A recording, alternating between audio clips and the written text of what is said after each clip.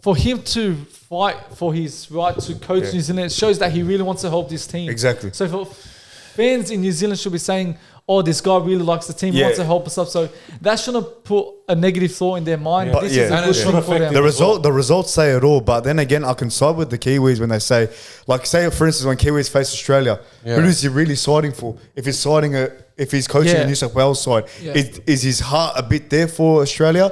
That's what it comes down to. Again, it comes down to the commitment. Yo, what's going on, guys? Welcome back to another episode of the Touchline Podcast, episode 50. So it's a special one. Yeah. I hope you're all having a good evening as always. Before anything, please make sure you like, comment, subscribe, and on our socials as well. Please follow our socials as well. So how you been, boys? Yeah, been good, man. How's the weekend? 50 episodes, man. 50 episodes, bro. We came so far. Honestly, when we first started, I didn't think we were going to get to 50 episodes. Yeah, I know. I didn't expect it. But I'm being honest, but now we're here. I think it's been a year, I think. Yeah, it's been exactly 1 year. I think it's been exactly since this month, year, from November. Really? We started November. We started late November. So 50 episodes in a year, that means by next year we should be 100 episodes. Yeah, next November? Next November. Next November. So hopefully. The month after the grand final. Had a lot of laughs in those 50 episodes, a lot of shit takes. I know. But yeah, we've made it. Again, going through a lot of topics today, league talk, wrestle talk, and combat talk. Yep. No football talk this week due to no games being played. Of course, Premier League, everything off for an international break. But we'll start off with league talk as usual. Builder scored in the corner. Anthony Albanese is set to give PNG, the 18th club, $600 million offer to support them in their growth in trying to join the NRL. So what do you reckon, Anthony, about that, first of all, before we get to what Andrew Ep.50 had to say about that? Do you think it's a good idea that they're getting some support to try and get PNG on the map in the NRL? I don't know. This is a bit tricky, bro. To be honest, I think they just got too excited already, too pumped about this whole decision about bringing Papua New Guinea to the NRL. Yeah. I don't know, man. It's just a bit tricky. Well, I know it hasn't been official and everything yet, but I don't know. I just don't seem Papua New Guinea to be in NRL yet. I think they should be coming in maybe another 2 years, so 3 you years. Think another team should pop in first? Look, currently at the moment, I reckon the ladder and the whole teams, and I think it's perfect right now at the moment since Dolphins already in the NRL. Well, I think they're trying to get a team by 2025. By 2025? All right, so maybe 2025 should be, I think, okay, but I don't know. At the moment, I think it's fine. But that wasn't the real question. Yeah. So Andrew Ep.50 said his question why the Australian taxpayer should be funding another country's team. So, no. No, I know what you're talking about. I know what you're talking about. That's what it is. It's like, but the taxpayers should we pay for a PNG side that's not even our own team? I think it's outside fair. the country. I don't think so. I think it's fair. I don't agree with it. I don't agree to. Why? Because look, there's other things that us Australians should be paying for as taxpayers. Okay, fair I don't think an NRL team, a PNG NRL team, is it. I've always said bring PNG into the NRL. Fine. Yeah. I'm an advocate for it, but. Yeah, if you put it this way, as what Andrew Ep.50 said about so they should provide their own funds. As in, I don't think we should be paying for an NRL squad out of the country. As we've seen in the last couple of months, how NRL are trying to promote their business. So I think if they want this to work, I think that they're going to try their best to afford whole. But what about the non NRL watchers? Yeah. Why are they paying for a side, a PNG side? They don't think that way. The NRL, you know what I mean? So they're just going to think the business side of you. Look, I reckon where Andrew Ep.50 is coming from, 100%, like the non-Australians, but NRL's not going to care about that in a way. They're just caring about themselves, what they want. Anthony Albanese is probably not worried about the game. I think he's probably looking for something in return.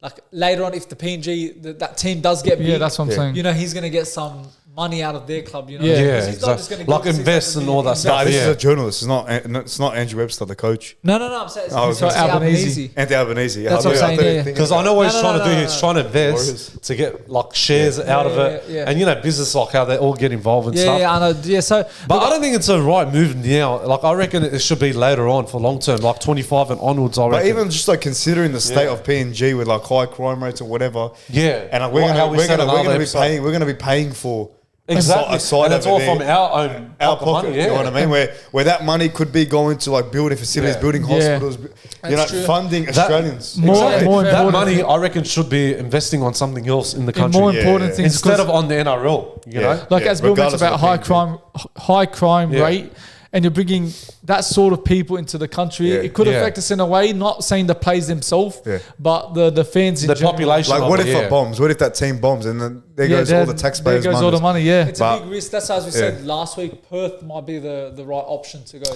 Yeah, that's what I said last less week on the pod. expenses and So, whatnot. but again, if they bring back Western Reds, like how I said it, maybe that's a good move. you look at the passion that they have brought into the NRL so far in the Pacific Championship. They look good. The fans as well. The players. You can see when the fans are behind them, you can see that motivates them to thrive. So, like Bill was saying, they might flop and it could go wrong, but I think with that extra motivation of them being in the competition and their fans behind them, it could probably be a success. It could be a success, but like when you put, as I said, when you put it that way about the Australian taxpayer, it just doesn't. It doesn't make add up, man. sense. It just doesn't. You're actually right. But anyways, moving on. So NRL CEO Andrew Abdo. Anyways, has stated plans for an NFL-style combine in Las Vegas for American athletes to experience rugby league. So what a combine is like a combination of a lot of like drills, like athletic drills. For instance, so the first one's a 40-meter sprint. Second one's a pro agility drill. For the NFL players? For NFL players. The third one's a vertical jump. So when you jump and touch the... To see how high you jump. Fourth is a bench press and squat. Fifth is a Bronco test, where it's a speed endurance test. I think it's like it's a beep test. Yeah, it's a beep test. I think it is a beep test. It's 20, 40, and 60 meter marks, where 5 times without a break. Yeah, so basically is, I think, a beep test. 6 is the NRL specific drills like kicks and whatnot. And then that's about it. So there's 6 drills. So what do you think, boys? Do you think it's a good thing to get the American athletes involved and maybe switch them over into the NRL? Look, I'm going to be fair with you. American athletes, they're all tall. And I know they're massive. That's true. Yeah. They're gun players in the NFL level. Yeah. But for rugby league to come in, I don't know. It's just I don't know how to explain it. If they're like 6'5" or 7 foot, how are they gonna run? That's the first question. But you can put them as a forward position. Yeah. Because Nelson's tall. Because I think 80% of them, majority of them, I think they're all defenders. Yeah. If you watch them in NFL, defending most, they're always defending majority of the time. Isn't that a good attribute to have in the game? But they're talking mainly like those quarterbacks. Oh, the quarterbacks? Yeah. Those other the ones that position, are actually the sort that has of NRL speed players. in that, if you're talking about quarterback and maybe the other position that has speed, okay, different story. But for defenders... I think it's hard. I think it's a great thing, man. No, it is a great thing. It's a good idea to train them. Because at the end of the day, it could, as we said, the whole thing about this Las Vegas thing is to promote the game. What's better than getting American athletes that haven't made the NFL, or even like if they can't make it to the NFL, if they switch codes to the NRL, how amazing would that be for the sport? I like the idea, Goodham, like train them, As you said, if they can't get to NFL, this is a good way to promote the game, start it fresh. They can have a opportunity and like the first to be doing that sport, Absolutely, and they can be who knows the best in that sport. But the downfall to this is if they compare, because at the end of the day, these sports are a business. Yeah. It is a business. If they compare the wage of an NRL player to an NFL player, they're going to say, I want to stay at NFL and try to make a deal. Exactly. Because that's where the big money is at. That's what I'm saying. But go look at, Malata, the one that was local boy here. Jordan He's making $100 million a year in NFL, where he could be making like $1 million here. And I watched this documentary a few months ago. Like he even said it. He was only making not even like $1,000 a week. Like when he was playing for Toyota Club back in the days. Who's that? Jordan Matala, the one that plays for Philadelphia. Is it Malata? Jordan Malata? Yeah.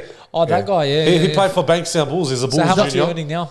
He's making tons of money. Yeah. Went to Conda Park. Yeah, I know. Yeah. Look, for me, for NFL players to really get a chance to possibly try a chance of playing in the rugby league, is this promotion has to work out first, because they don't have the funds. That's the big Imagine a big NFL player joins rugby league. They don't have the funds to pay that type of player. Exactly. So it's going to take maybe years. 3 to 5 years until say NFL fans, American fans like what they see. The wages will go high. And then the wages go high, lots of money. But that's what it is. It's going to take time. Exactly. I'll agree with you. But you have to understand in the NFL level, they got the biggest academy. Yeah. They got the best like coaches. They got the best staff, and they got the best sports technicians. They invest well. And they train the players properly from scratch. Yeah. They have to put every detail, every effort, every single day of the week for their health, so they can be ready to go on the field when they're in, like when they're playing for NFL. Yeah. But it's going to take them a while to invest for the NRL. If they're going to bring American players to NRL level, it won't happen. It won't happen overnight. It's not gonna work out just like that. No, it's gonna take time. It's gonna take years and years to invest. Money involved. There's gonna be a lot of business to share as well, and there's a lot of investments. There's a lot of things involved. I don't think it's easy. But with this, I think it's only like they're only accepting 200 what? 200 athletes. Like athletes. if they go through with this combine, if they get through, they'll accept 200. That's what they said here. I don't know. That's a bit 50-50 there. I guess because I want to try it out. But these NFL players, maybe to try it out, understand. But I think they got a few players from the American rugby league level. They can give them a shot, like if they're going to come to the I reckon they could. Yeah, they could because they've already played in the World Cup. Yeah, but they got eliminated. I think they're trying to get NFL players more involved in rugby league. Yeah, but they're all 7 foot. They'll kill those. They will kill it. Don't get me wrong. They'll kill but what position are you going to put in? But as I said, those quarterbacks and those other positions, they're basically the same size as like Valentine Holmes when he went over and Jared Hayne. You can fill those positions in NRL. You can, but I don't know. It's going to take years. It's going to take years and years take a while. to take a while and to develop as well. Yeah. But don't forget money. Like I said, money, investment. There's a lot of things involved, business as well. So you have to understand. No, it's a good starting point where you could a fresh start. If you bring say they're only accepting 200 people, if you bring them and then say actually maybe half of them are like superstars in NRL, and then it just filters out. Yeah. Just spreads out. You can say half. It invites like other NFLs to come join later. It's a regular thing to combine. You can say half, but I reckon there's probably going to be about, I would say, 10 to 20 athletes probably get selected more than the others. No, it's 200. It's for 200. Combine, it's about 200 and something that's gets selected. But, I want to see I'm saying the best, past the selection, when they make it to the NRL clubs, they filter out, and then that's where those are the building blocks from for maybe 5-10 years. It's going to be trial and error. You get heaps of these, trial and error. I think it's going to be a trial error beginning, and then they'll fix it up. They'll sort but if that's going to work, that's what everyone wants to know. Every NRL friend, they're going to say, is this going to work out or not? Yeah, if it doesn't work out, they're going to waste their money. That's a real. I think it's a good thing to do. It's a good thing to try. So you have to try it out. Yeah. So, anyways, moving on. Yep. Aaron Woods believes the NRL should offer salary cap exemptions to bottom 8 sides to sign talent from other sports. Is he right? I don't know. Look, I think everyone at their stage will not be the top team. Panthers were at stage not the best team. Bulldogs are not the best team right now. So everyone's going to get their stage where they're not the best team. Does that mean they should get salary cap exemptions? I don't think so. Yeah. Because I think eventually their time will come where they sort it out and they fix it. It's part of a business. You're not going to get any short way out. You got to deal with it and then confront it. Because again, as I said, Tigers maybe 2-3 years down the track are going to be back battling for the top 8. 100%. Because at that point, I don't think it's the right move to give them salary cap exemptions. I always like to use Bulldogs as an example because back in when Hasler left, you could see the problem he left us. Massive salary cap problem. So if you get NRL say we need money to buy the players we need, it doesn't work like that. Like saying you need to just build your way. It took us 5 to 6 years to get everything sorted. And look, we have money to spend and we're buying the players we need. So it's all about taking time and for the NRL to help a specific club. I think if it's really that bad, if a club has been struggling for 10, 20 years, I think maybe that's a different scenario. But a club that's going through tiny patches like 5 years, it's nothing bad. So I think what Aaron Woods, what he's saying, I know where he's coming from, but for me, I think the club have to find their way out of that situation. I think it's a good thing for salary cap exemptions because when you think about it, you got to think it always comes back to a business perspective. If the bottom 8 sides are not even contention for that top 8, Like, why not give him that big star player from another sport that can spice up the competition, to come in and just stir shit around, and then make the NRL really great in a way. It's like where it's a very competitive league. But isn't that competitive always? Like still? No, or like just now. It's just started just now. This year. Yeah, like previous year. But I reckon it can only get more competitive. Because I think previous years it's always the same top 8. Yeah. Top 8 teams. You got Melbourne, Penrith, Roosters, Rabbitohs, always those teams. All those top teams, not like Titans in or Knights in or Manly. So or I think Tigers, I think that's a fair call. I think it's a good idea, but like let's say Panthers next year are bad for like 3 years. Yeah. Are you gonna give them that star? Because they've been great already. Because they've been great for like the past 5-6 years. Yeah, but it doesn't matter. Anthony, if what's they're your struggling thoughts? side under the 8, and they're really, really struggling, they got no players. Like, regardless of what they did in the past, you can say the same about Tigers. Yeah, they won in 05. Are you gonna say oh, why do they get to get a player? Yeah. You know what I mean? Everyone has had their past, has had great achievements. Yeah. If they're on the bottom, mate, they're on the bottom, mate. You look at current form. True. So why not give them a player? For me, about the salary cap, you look at Titans, or I think it was Titans and Knights, they were set to leave the NRL because they were like really bad. What the behind the scenes, it was like completely turmoil. So I think in that type of situation, I think that's when an NRL club needs help, because you got the fan, like Knights and Titans, you have fans. So imagine just leaving a club out of the competition. What are the fans going to feel? They have to go support another club. Exactly. So in a way, if it's that bad, that's when you need support from the NRL. But in this, for me, current stage, I think what do you think, Anthony? I agree with all of you. Like with everything that's happened, like how you said about Newcastle and Titans and that. Like I don't know, it's just I agree what Wood said about the salary cap and that. Like things happen in the clubs, but they need to change it around. If the NRL is going to support them, they have to do that. That's their job. So because they're in control of the whole they're in control of the whole thing. Like poach big name players from other sports into those top 8 maybe sides? 50-50. It just depends on their salary and their money as well. I guess what you're saying, because say who's the worst team in Tigers? If you get Nathan Cleary, he changes that team straight away. Yeah. So in a way, that can spice up the competition. But they're saying from other sports, so like from Union, from is that what it's based from on? The Kiwis and stuff. So then like big name players. So like, really, is one player going to change your whole team? It could, depending what position. If it's a number 7, it can change your whole team. But why does it have to be rugby union? But that's the thing. It can be anywhere, AFL, any sport, any team. But like technically, yes, rugby union because it's a similar sport. It is. Or even maybe from other leagues too. Maybe from England Super League. Get the best player from over there. I always said it from the beginning. Super League, they always got good talent. They've got perfect talent. The best players. All English players, they know what they're doing. Okay? Yeah. That's what I reckon they should bring them to NRL level. Like how Thomas Burgess, his brothers, Luke Thompson George, James Graham, who else was there? Luke Thompson as well. That's what you need to bring him in. Blake Austin. I think he's coming back to... He is returning, You get a different type of player. Because they're different compared to Australian players. And Aiden Caesar's coming back to... he's gone back to Tigers well. Great signing. So salary cap exemptions, you could see in like different perspectives. Yeah. But look, as Bill said, it's a good point. Like, help the other team out, make it more competitive. And that's what we want in the NRL. Because as I said, we always see the same top 8 every single year.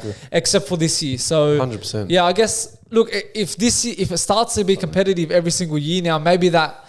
that ruling might scrap. They might not want to do it anymore. Exactly. Because as we said, this year was because every fan top 8 was the best season we've seen. I think it was. Yeah, it was. But then if next year it comes back to again the same top 8, then maybe apply this rule. It might change next year. Change the game. Change the game. Yeah. Michael Maguire now. Well, let's talk about him.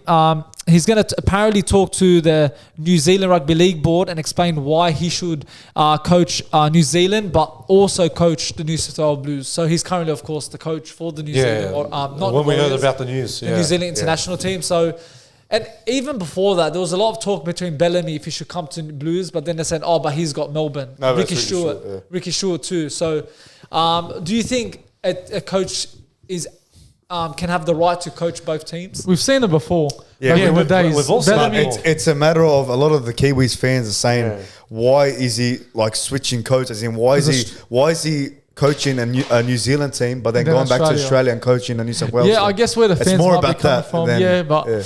Look, again, I'll stand by that. Like back in the days, you look at Gus Good was a Bulldogs coach, and I think at point, or was it? I think it was someone was doing it. Someone was the coach. He was coaching a specific team, and then he was coaching Origin. But if you're, I think it was Bellamy.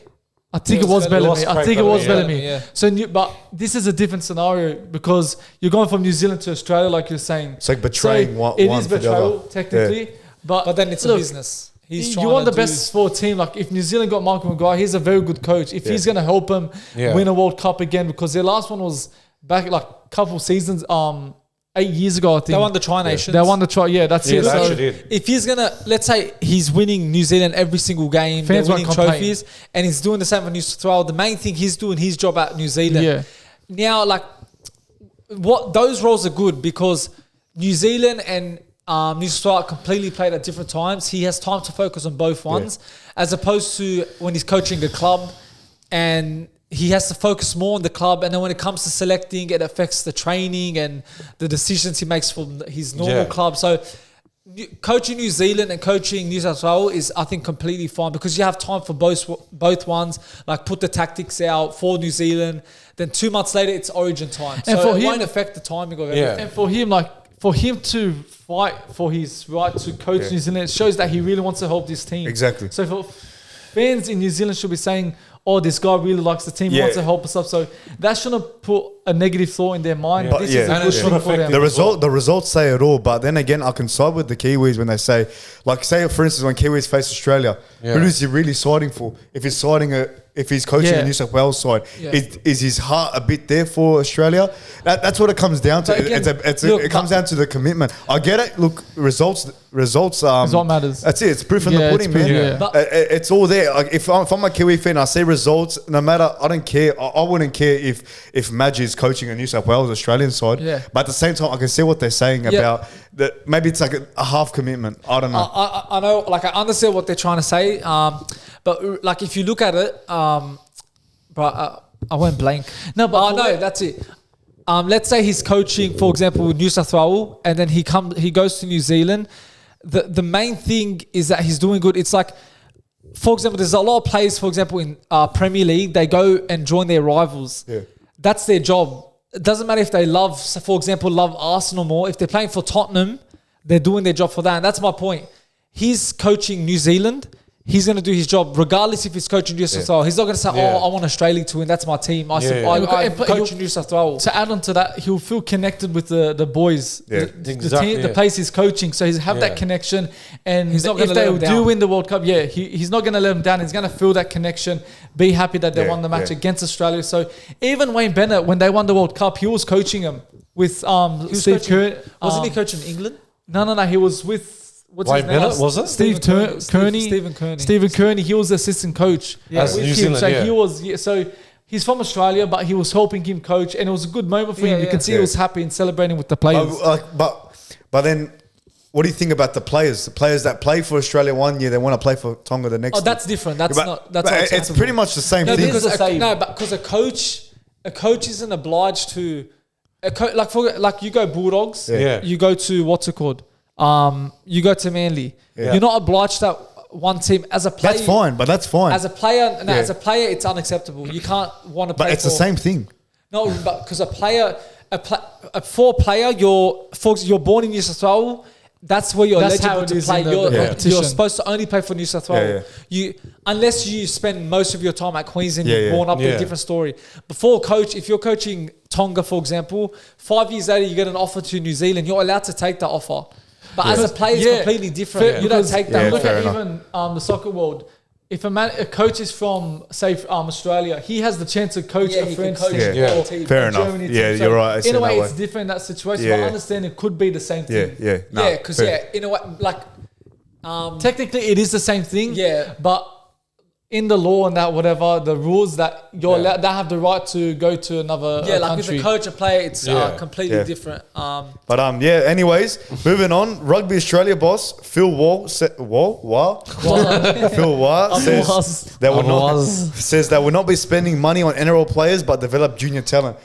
So, like, basically, stop buying the Joseph Sua'ali's and start building their juniors up again. That's what they need to focus on. So that they can good put on him. money Good on him for invest saying that. for the juniors, like so they can get like to be the top professional NRL players. Instead, You know what I mean? instead of poaching the NRL players, he's going to start building the juniors. Exactly. What do you think? Do you think it's a? I think that's a good move. It's a good statement that what he said. Yeah, of course, but it's a good move. Like for example, if a young junior player, say from say for example St John's Eagles or Bankstown Bulls or any other division around Sydney that wants to become a professional rugby league player, they have to start developing their own skills, their own talent. They have to start. Union? What do you mean? Pressure union player? Oh, for union? Yes, it's union. Oh, wow. Same thing, but It's the same thing. It's the same thing. Yeah, I get what you're saying. Yeah. I don't know. I just got a bit confused. I was like, same thing, but same I know. thing. Your point's still valid. yeah, of course. Yeah. But for union, That's what it is. Like rugby league in rugby league, we have our junior system. We don't poach from other sports. That's rarely happens. We don't It's always our players switching coach to the union. We don't see it. We don't get Israel Folau, he went to because they're always poaching NRL stars. Exactly. So it's great that the Rugby Australia's boss is saying that. Yeah. Because that's what Leaves it the should rugby be. league players. You And build leave those the junior, rugby, build those junior Let them get players, their and chance. Just like what NRL have been doing over the last then we'll decade start and that. poaching those players. Yeah, exactly. NRL will. So yeah, it's But you don't see a lot important from NRL poaching their players. I haven't seen it in a No, while. Have we? It's always former NRL players that come back. That's Yeah, exactly. exactly. That- Because Anthony said Israel Folau, but he was an NRL player before. That's what I'm saying. he was. Yeah. That's what it's always Yeah, is. but it's always good to promote the youth. Like, you know, without them, who you're going to have to bring in next. Yeah. So you need them. You need to like teach them, train them. And so then you have the next generation to come. Yeah, like exactly. we saw the Cameron Smith, the Billy Slater era. And look at now, we've got Latrell Mitchell, Cleary. So it's always good to keep them. Like, improving those Exactly. ones. But talking about poaching NRL players, so Suaalli is set to rejoin the Roosters in 2028 after the rugby deal's done. What are your opinions about that, boys?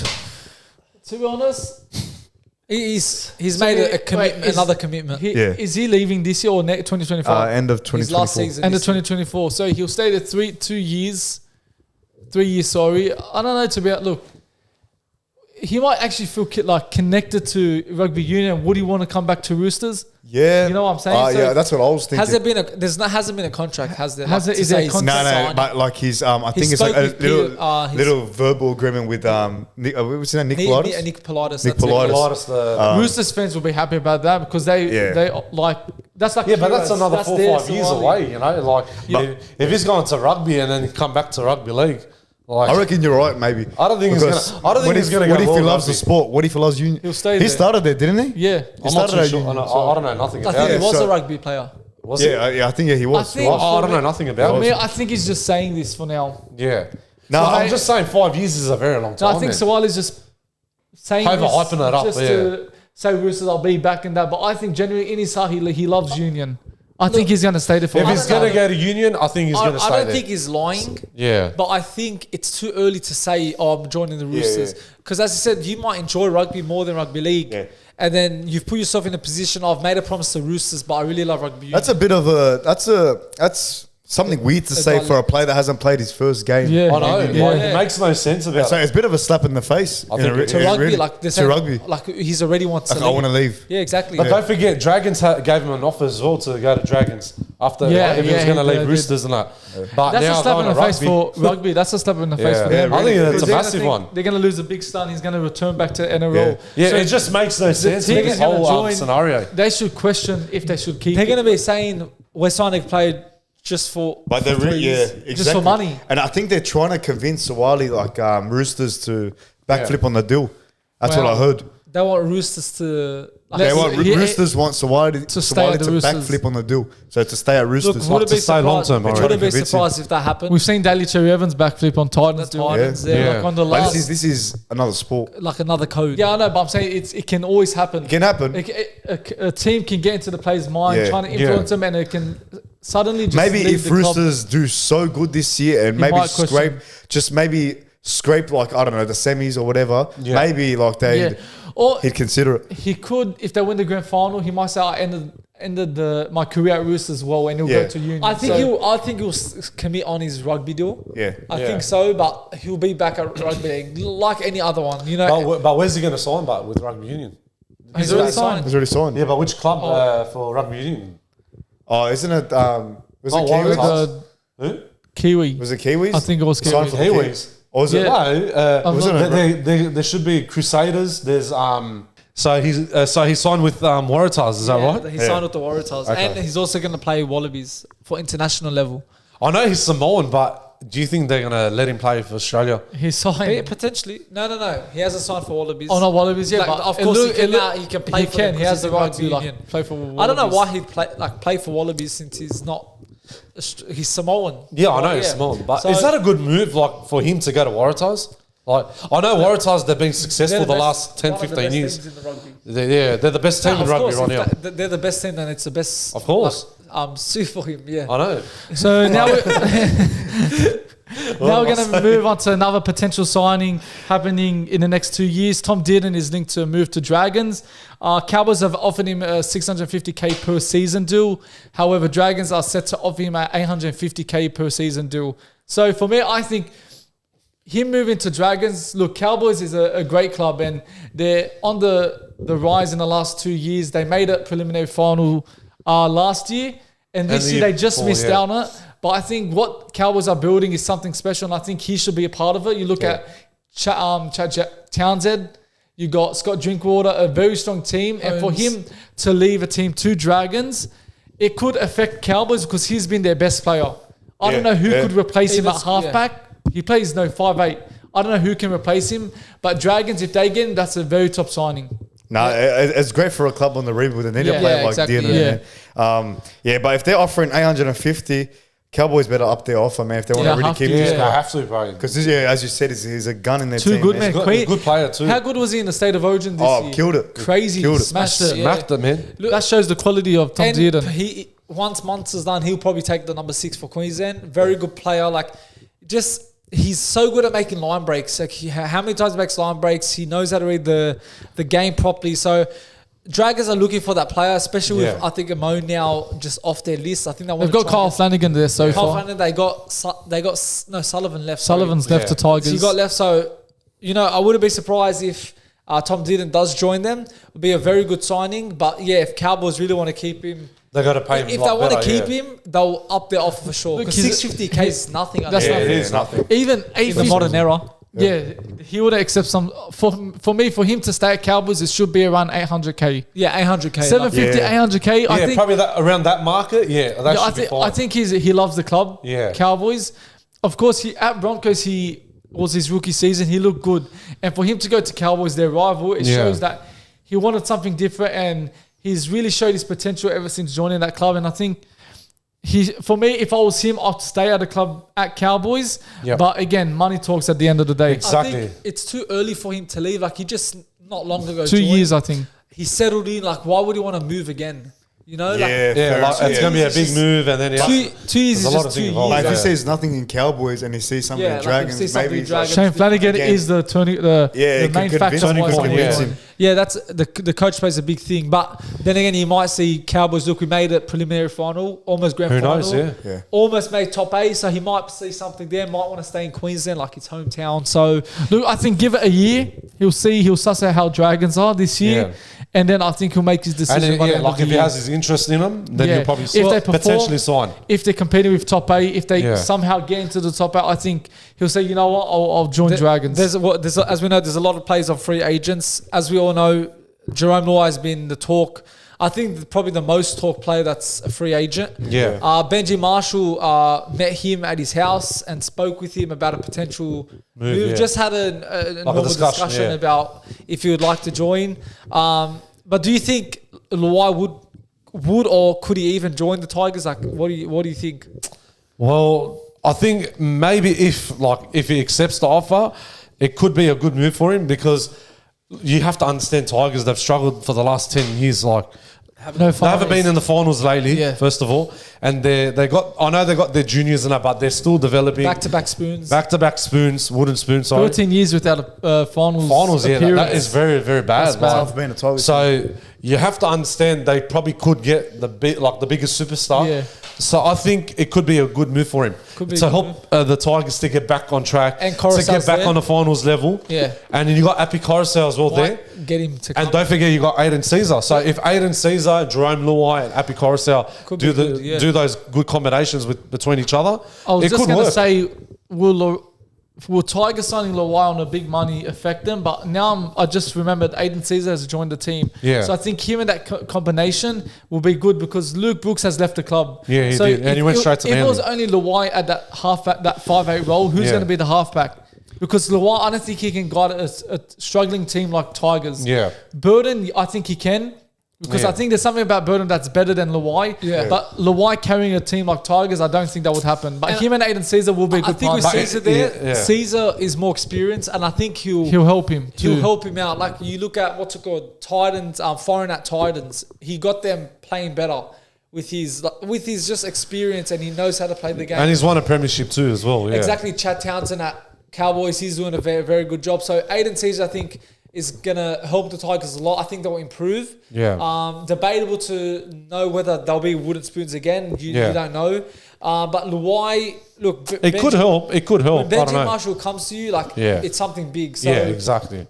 He might... offer him big money as well because money talks. Yeah, exactly. He'll actually accept the offer as well. He probably grew up maybe loving Benji Marshall, so it might be a good opportunity for him. Of course.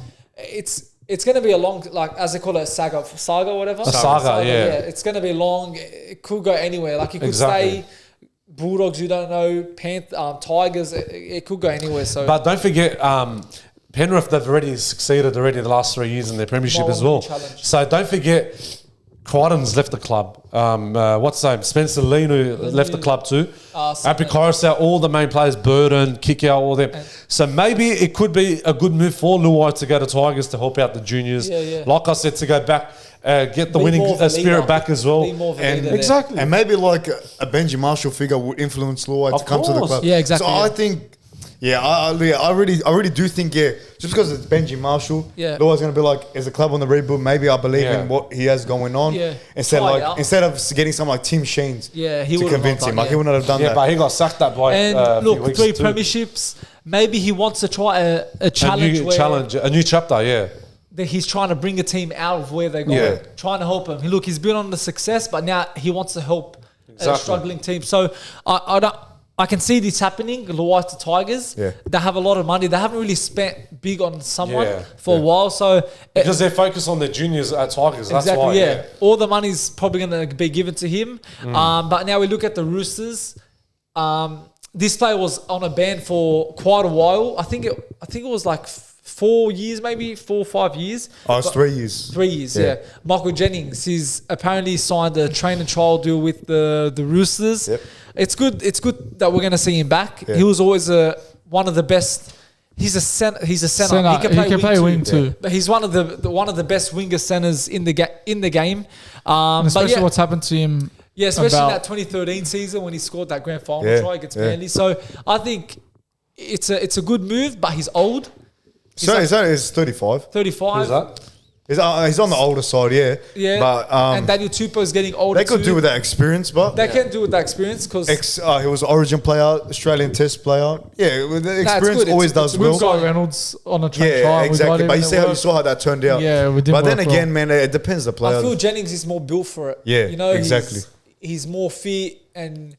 He has that speed too. He has the speed, but he hasn't played for 3 years. So again, like Bronson Jerry, it could bite them, but it could be a success. So look, I think Michael Jennings will only start if he's needed to play. Yeah. So if it's like similar to Reynolds. If Billy Smith if he's injured or one of the centers is out, backup option. They even remember when they signed Kevin Nagama? I remember Kevin Nagama. They didn't even play him there. I think he should have just returned back to the Tigers. He's back in England. I think he's back in England. Is he? I think he's in England again. But it'll be good to see Michael Jennings back. He played for Parramatta, Panthers, Roosters. Yeah. Was Roosters his last club? Roosters. It was Parramatta Eels, sorry. Parramatta. He returned back. So now he's coming back to Roosters. So look, it could work out. It could work out. Train and see how he goes, but I think when he's a training trial, I think he gets the contract. He will. I think he will, and 100%. Maybe 1 year contract. Maybe a 1 year for sure. But anyways, last news story for League Talk. NRL clubs are heavily voting against further rule changes in NRL, where they sent out a survey to the NRL clubs.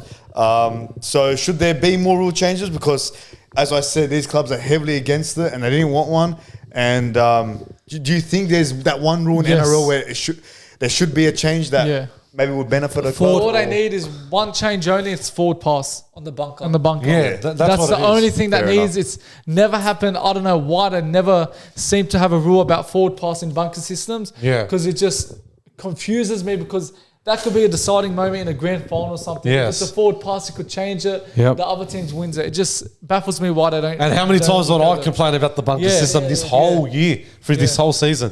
And I've been saying it for months and months and months. There's more to come next year. God help us. I think your biggest rule is the bunker just has to go. Yeah. You think it should be just the on-field that's decision? your rule. Yeah, of course, man. Yeah. Because it frustrates us and it's like it's very stressful too. Like because how many decisions, like when we look out on the field, you know how many forward passes that we saw this year. Yeah. They didn't even call it out.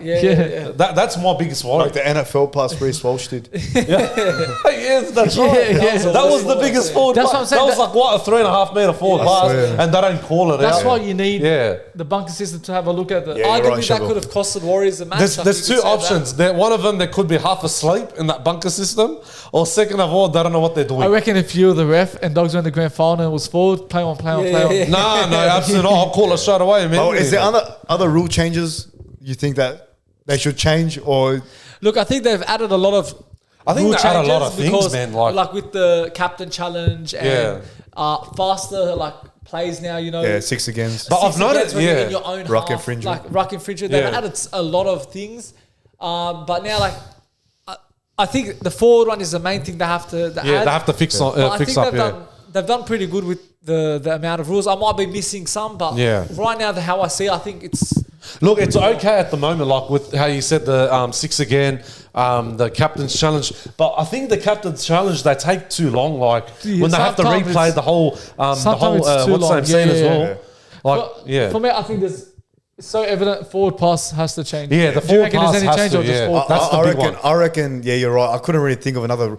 It's always the rule changes that no one wants. No one wants, But I reckon that rule change I think everyone wants. It has to happen about the forward passes. I think we've just mentioned. Like they say, there's no like technique, what technology to do it. Yeah. But in soccer, they put the lines. That's simple. Just put the lines and see if it's forward. And even back in the days, and even soccer as well, and they used to see like offside, they know by. They know, they know. That's how it should. Look, what they made. But you know what? In a way, but that's not really a rule change. What you're thinking about? The forward pass. The forward pass. That's just implementing. That's added rule. That's implementing technology. But I don't think they need technology for forward passes. A camera you can't interfere forward passes in a video ref. That's a rule. Yeah. You're not allowed. Add that rule and change. You can. No, you're saying. You don't need technology for forward pass because it's like the Walsh. You don't need technology for that. You don't need that. Yeah. That's what's even happened back in 2020. I think Manly Rabbit Eels. You remember that turbo forward pass? Yes. I remember that. Yeah, that one that cost them too. Of course it did. No, you're right. So that's for me the only change. I'm saying forward pass as well. They should stop just making rule changes, man. No one wants. They're always making changes every year too. They're always doing it. To be fair, I think they've made good changes. They'll make minor ones. We just said a captain challenge because they want the game to be faster. But anyways, segment for this week for League Talk is rotten milk. So basically, what I'm going to be doing is just going through poorly aged NRL quotes that bit a lot of NRL legends in the arse in the end. Oh, God. So basically, let's go to the first one. So we have to guess them, huh? No. So I'm just going through them. So Paul Gallen said, in the past 15 and 20 years, I'd probably say this is their worst team, talking about the Queensland team. So they later on went and defeated the Blues team in, what was it, the 2020? 2020 State of Origin. Yeah, that's right. Moving on, John Hopewadi, not really NRL. The ref is going to save you. They'll disqualify me because I'll be on top of you, bashing you. I'm going to knock you out. And Hopewadi would go on and get knocked out. Moving on, Cooper Cronk said about Sean Johnson. To be honest, he's fired blank since arriving. He just doesn't deliver enough for me. That's when he was playing for Sharks. Then Sean Johnson goes on and equals first in try assists in the NRL. What year was that? Was that when he was in Cronulla? 2020, I think 2021. 2021, I think. 2021. Got the most try assists. This is a good one. Paul Kent. The Penrith Panthers are done. This is after they lost their first week in the 2022 finals. 20 what? 20? 22 when they lost against Para. Oh, okay, yeah, they went on to win it. Peter Sterling, Eels legend. In regards to 2021, I'm not sure how the Storms can fit everyone in, but to me, Brendan Smith is not the 9. Brendan Smith would go on to win the Dally M Hooker of the Year. And he didn't, He won Hooker and he won the Hooker of the Year. Yeah, he did. Yeah, that's a great Peter Sterling saying that. So coming out of his mouth, a bit in the ass. Says a lot. James Hooper, if we're going through a list of back rowers in the NRL, I'd have Boy Cordner, David Fafita, William Makikia, Tyson Brazil, and TPJ ahead of him. John Bayman would continue to be one of the game's best front rowers, best back rowers, and was the reigning back row of the year. Oh, wow. Yeah, he's a good player, John Bayman. And then last one from the great immortal Wally Lewis. What did he say? You have to question if New South Wales understand Origin. The Blues say that they've got Origin spirit, but I know Queensland have got the Origin spirit and New South Wales might not. This was back in 2022, Game 2. Yeah. Oh, and we smashed them. We smashed them by 24 points, 44 to 10, I think it was. That gone wrong completely. That's big because Wally Lewis said that. But anyways, that was Rotten Milk. And that was League Talk for this week. And moving on to some Wrestle Talk. So first of all, Drew McIntyre has joined officially. Not officially, but it looks like he's joined Judgement Day. But yeah, I did not see that coming. For me, I was telling Samuel that for him to win, I've said I think last week, for him to win a title, to have that big shot of winning a title, he needs to turn heel and join a group like the Judgement Day. And it's happened, and I think now this is we're gonna see if it can really if it's gonna work. Yeah, the Seth Rollins belt. I think that's a good idea. What's happening? He needed a heel turn. I think he was good as a babyface, but I just feel he needed something different. He needed it, and I feel the heel turn is gonna get him closer to a title shot. Not title shot, win that title. Yeah, exactly. Look, to be fair, like I agree with you, Zor, because I saw the rumors the last few weeks as well. Like the big teasers, like. I don't know if you saw Ray Ripley and Drew McIntyre in the background when they're talking to each other about like discussing even to on join Monday in Night Judgment Raw. Day. Yeah, on Monday Night Raw. He was speaking with Seth Rollins, and then as the camera was panning, Drew McIntyre was smiling. Yeah, it was like so sus, and I knew straight away something's happening tonight. Look, it is a good move for him to join the Judgment Day because look, he's always been a heel from the beginning. When he first came into the company, because he won the Intercontinental title. But to be now in that position, I think, well, since Damien Priest now is the leader of Judgment Day, that's what he said last week. That was, So I think it's a good move for Drew McIntyre to get back as a heel character and to develop more. And to get back to the world title picture, because I know he lost against Rollins in Crown Jewel. I know that was a hard thing for him. Could be interesting if he wins it and he's in the same team as Damien Priest. Yeah, that's the problem because I've been saying it in my mind. Because I forgot about Damien Priest has that Money in the Bank. Yeah. So he could cash it any time, whenever. Yeah, I know he's going to go for the world title, but for Drew McIntyre becoming a world champion, I don't think Drew McIntyre will win it. He won't win it. He's not the next one in line. I think it's either Damien Priest. I think he's of course main title. He's the main man to win it. Yeah. I don't think Drew McIntyre, because he even said on Raw that he'll wait for another opportunity for this. So not him, but I think he'll get his chance soon. That's the reason why he joined the Judgment Day. Don't get me wrong, Drew McIntyre was a good babyface. Yeah, he was.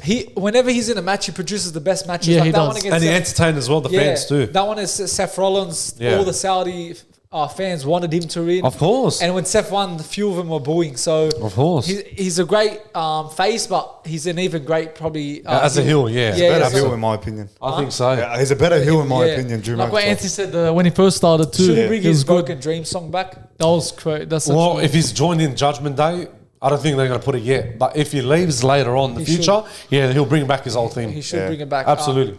But yeah, that's an interesting with Drew McIntyre. We'll see where that pans out. But now talking about heel, we know Street Profits are now heel with they are with Bobby Lashley. Bobby Lashley, but I'm having concerns. Like I don't feel they suit it. Winning the Undisputed? With the heel. I don't think they suit heel. Just being heel. I think they're boring. Yeah. They've been boring lately.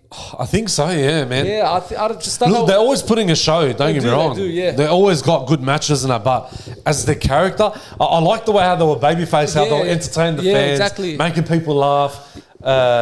You know, I think the problem with WWE, they should have been kept babyface, but win those tag team titles. That's what they were missing. They just even Bobby Lashley too. I think he suits the babyface too. Yeah, babyface. He doesn't suit heel. He doesn't suit it at all. They both don't. I think the Unified Championship should just scrap it. I think they should SmackDown belts go to SmackDown. So everyone has that's what I said the previous episodes. Like I said that when Nick Aldis and what's his name, Adam Pearce. Yeah, Adam Pearce. They're going to bring back the old championship back, like the World Tag Team and the WWE Tag Team. They have to do that because wrestlers have a chance to win a belt. But the SmackDown and Raw Tag Team champion, I don't like the colors. It doesn't look nice during lockdown period or. I think it was after lockdown. You look at Street Profits, Alpha Academy, and the New Day as well. And the New Day, they were like the main groups in the WWE. And it looks like Alpha Academy, they're still good, but they've slowly faded away. I think they don't have the biggest role yet.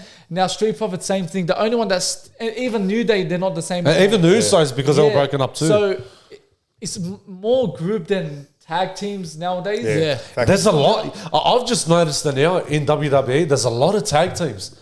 But I think they're all going for the title, for the tag team titles. But they haven't got the opportunity. Because Damian Priest and Finn Balor are the tag team champions. Undisputed, Other tag team wrestlers, they don't have a bigger role because of that. Because the two belts are with two wrestlers. See that's it. Which is not good for the show. And it's so confusing too. Like I remember when AJ Styles and Luke Gallows, Cole Anderson, that's it. They even said that in their own mouths. They're gunning for the tag team championship. And they did I know what they're planning because I know Triple H is going to plan something if they bring back the World Tag Team and the WWE Tag Team. Because I know Cole Anderson and Luke Gallows are on SmackDown.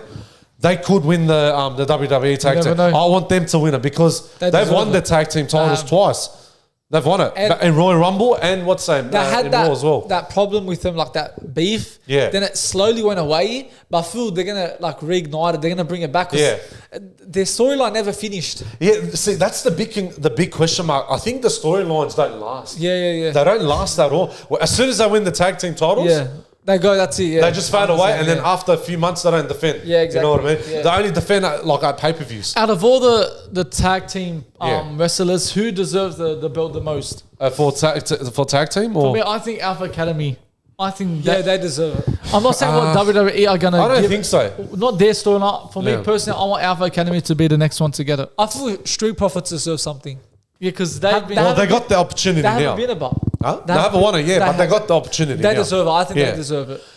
For me, I'm going to stick with my word, man. I'm always been a big fan of Gallows and Anderson, bro. Yeah. Their opportunity is going to come very soon. Yeah. So after when Street Profits lose, I think Gallo and Anderson, they should win it. Anderson? Yeah, Anderson. Anyways. Anderson. Yeah. But anyways, moving on. Anyways, we haven't laughed in this episode. Anyways, go. Can I finish? Yes, you can go for it. Moving on, Gunther said he would love to face Logan Paul. Do you think this is a good move for WWE? Yeah, I think it is. Gunther produces good matches. Logan Paul produces good matches. Yeah.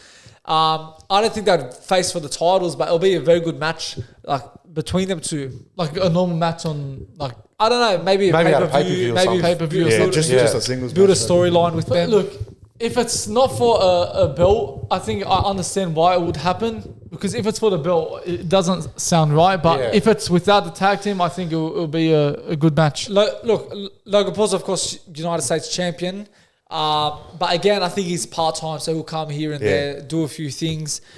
Yeah, but there is a rumour that he's going to lose his title at Elimination Chamber. Logan He had a big smile on that one. I've got a big smile. But I'm not excited. Because we're going. But it's good for the Aussie fans, bro. Yeah. Because they're saying that Grayson Waller's going to be winning the US title. Really? Yeah. Well, that's a big opportunity. But don't forget Bronson Reed. He's versing Gunther. He'll be at Elimination Chamber 2 for the Intercontinental. I think the main event will be Rhea Ripley.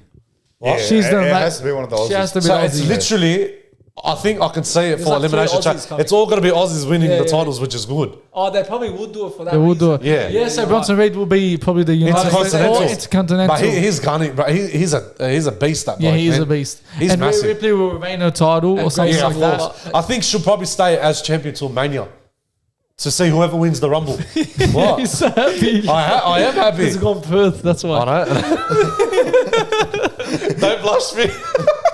But yeah, it'll be a good. We didn't get. What do you think, Logan Gunther? Would that be a good match? I don't know. I think it'll probably be decent. Decent. It'll probably be decent. It'll be decent. But Gunther, bro, he's a top champion, bro. Yeah. He's been like all pay-per-views. I know he has good matches as well, and he lasts as well. But Logan Paul won't last. He's going to be feeling the chops on his chest. Yeah, I feel like it'll go back and forth that much. Yeah, it'll be a great match, man. Yeah, it will be a great storyline, great match. Do you reckon WWE will do it? I don't see that happening. I don't say They could do it. I really don't see it. Why would That's just what he wants. But I'm saying, Yeah, they would. No, but if he's hinting it, that might be a storyline. It's like when Logan said, "Oh, I want Rey Mysterio." But that's part of the story. Oh, but maybe that's part of the storyline. Oh, yeah. Yeah, you're true. You're true. So I see it happening. Like what's it called? It could even happen with. I don't think Survivor Series, but potentially the next pay per view. Yeah. What's after Survivor Series? Do you know?